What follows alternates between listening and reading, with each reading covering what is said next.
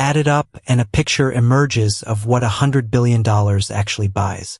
It buys tens of thousands of specialized chips. It buys the power contract to run them. It buys the elaborate machinery to keep them from melting. And it buys the building, the networking, and the backup systems that keep all of it running without a hiccup. The computing is the point, but a startling share of the money and the energy goes to feeding and cooling the machine rather than to the thinking itself. And notice what is almost absent from all of this. People. A facility representing $100 billion of investment might be run day to day by a few dozen technicians. The real work is done by the machines. The humans are there to swap failed hardware, watch the temperatures, and keep the power flowing. This is one of the strangest features of the AI economy.